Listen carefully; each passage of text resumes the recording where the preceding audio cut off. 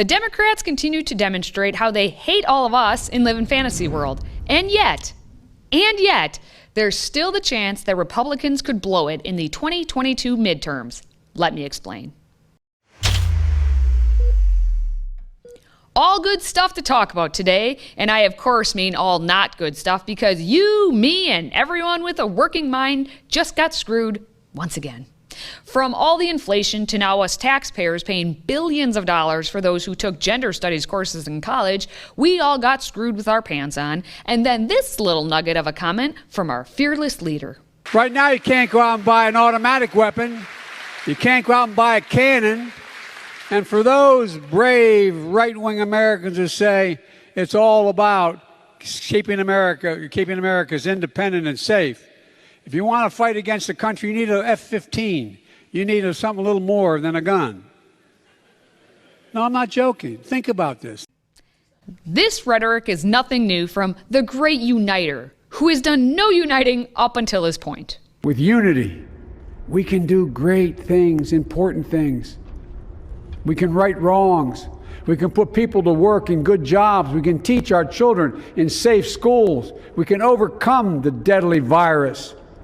We can reward work and rebuild the middle class and make health care secure for all. We can deliver racial justice, and we can make America once again the leading force for good in the world.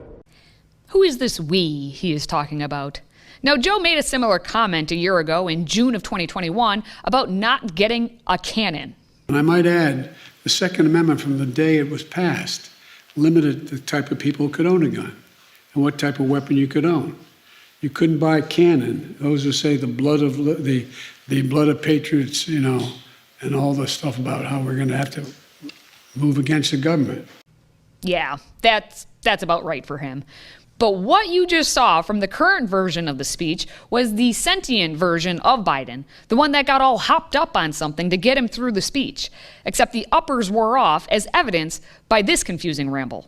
If I can just interject for a moment, my deceased son, Bo, he was the Attorney General of the state of Delaware. And what he used to do is go down on the east side, what's called the Bucket, highest crime rate in the country. There's a place where I was the only white guy that worked as a lifeguard down in that area, on the east side. And you can always tell where the best basketball in the state is, and the best basketball in the city is. It's where everybody shows up. Huh? By now, Joe is fully back to his senility self, tucked away with the latest rerun of Gilligan's Island. And the media is doing its usual praise of anything it can grasp as a positive for the administration. Meanwhile, Republicans are doing what exactly to combat, argue, demonstrate, provide evidence of the demise of the Republic? And the answer is, you got me. They should be primed for a tried and true smacking against the Democrats in the midterms, but come November 9th, most logical people may be saying something else. You blew it!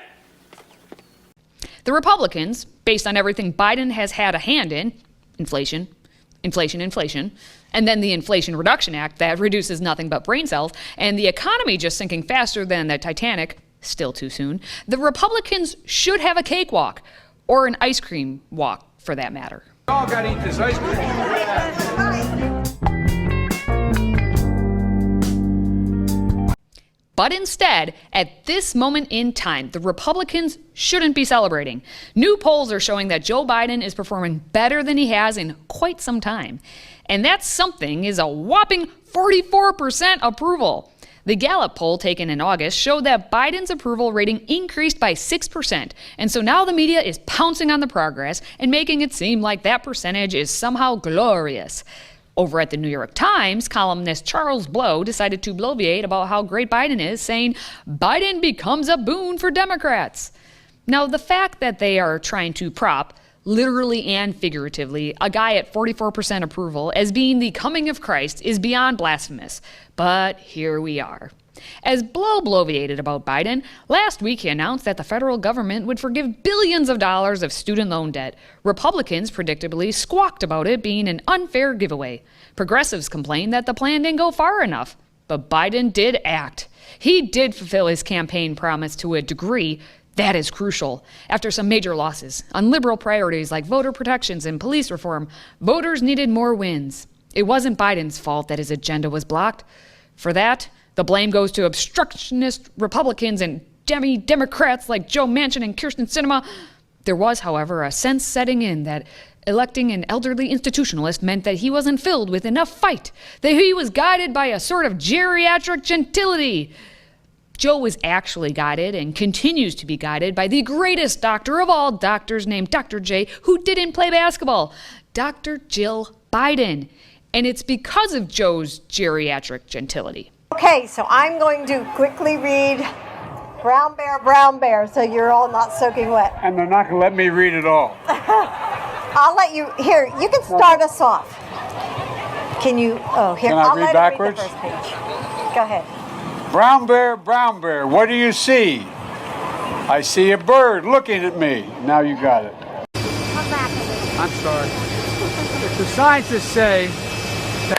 Thank you. Okay, just stay. She's telling me just sit, don't move. She's a teacher. I'm the teacher, you know. She's a teacher. Happy Easter. All right. Wait. Thanks.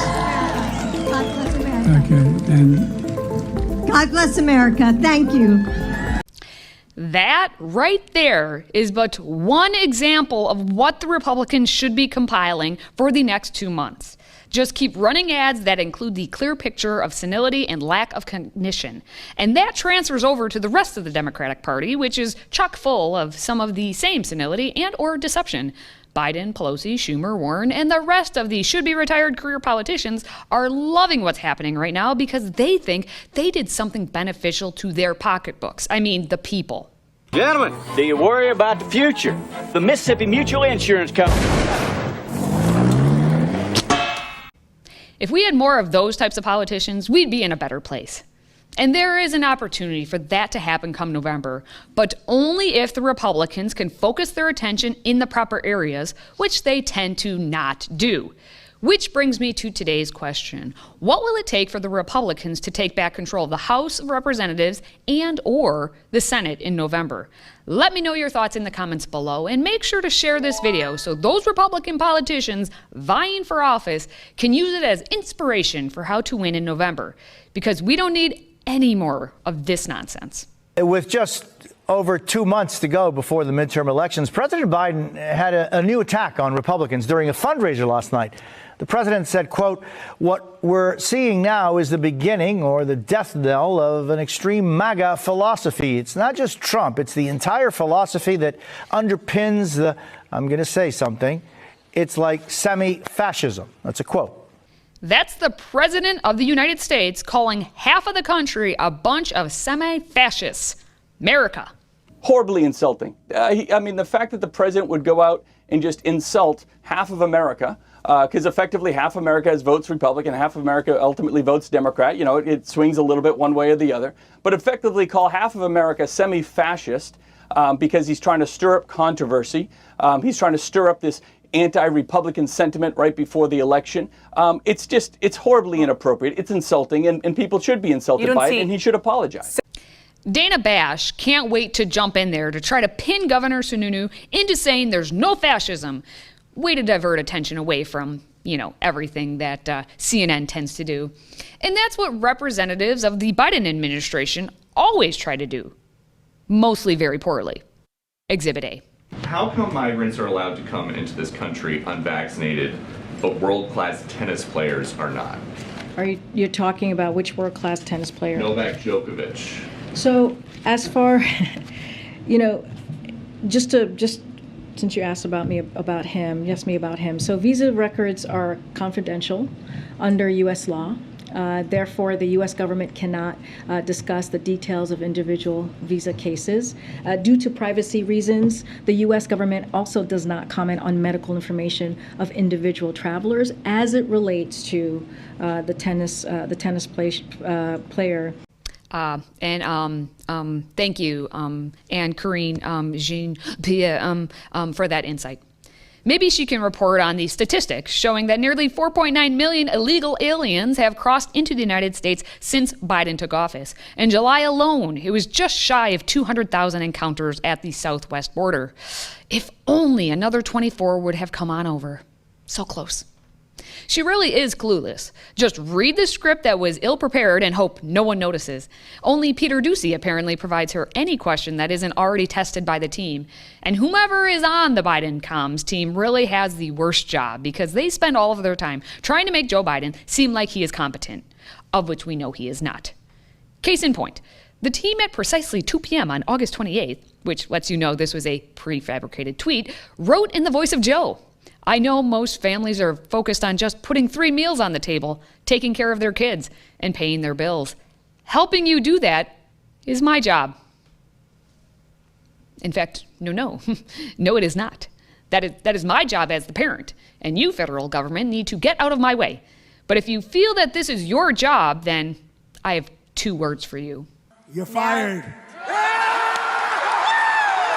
Well, there you have it. If Republicans want to do well in the midterms, they need to focus on how bad Biden is doing. And despite that little clip of Donald Trump saying you're fired, it cannot be about him. So stop blowing it, Republicans. Focus on the nonsense filtering out of Biden's face and attack the detrimental ideas being pushed by the Democrats. Most recently, that is the poof, magical unicorns, money growing on trees, debt relief plan for all those individuals working a job not in the field they studied in college because they chose to take college classes in queer theory, gender studies, diversity, equity, inclusion, and that was just one semester's class schedule.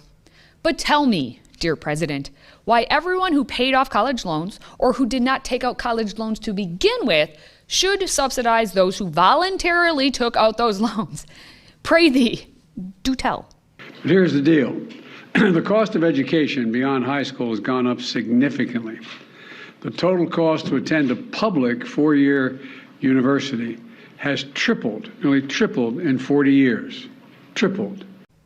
So it doubled? No, wait, it tripled. The fact that it tripled, what does that tell you about the public university system? Instead of properly funding public colleges, many states have cut back their support. We were just talking about that in the Oval. Many states have cut back support for their state universities, leaving students to pick up more of the tab. Yes, because they are the ones who willingly went to the university. They supposedly viewed it as a productive debt to incur. All this means is an entire generation is now saddled with unsustainable debt in exchange for an attempt, at least, at a college degree. The burden is so heavy that even if you graduate, you may not have access to the middle-class life that the college degree once provided. Many people can't qualify for a mortgage to buy a home because of the debt they continue to carry. They carry, it's too high. They can't come up with the down payment anyway. I refer back to my previous comments on gender studies courses. But that's not even the best part. The best part is when Joe went off script telling a long, drawn-out story invoking good old Daddy Biden. I remember walking up, and my dad, like probably a lot of your folks, cared a lot about your education. My dad's greatest regret was that he never got to go to college. And my dad was a very well-read man, particularly history, but it was a great regret. And he always say, "Joey, you're going to be a college man." And I'd say, "Dad, but what does that matter? I mean, you can still get fired if you're a college man." He said, "Yeah, but they can never take it away from you. They can never take your education away." Clearly, his education has been taken away, or he just never had it in the first place. And now Joey wants daddy government to swoop in for all of your needs. You know what my dad always says? Don't spend more than you have.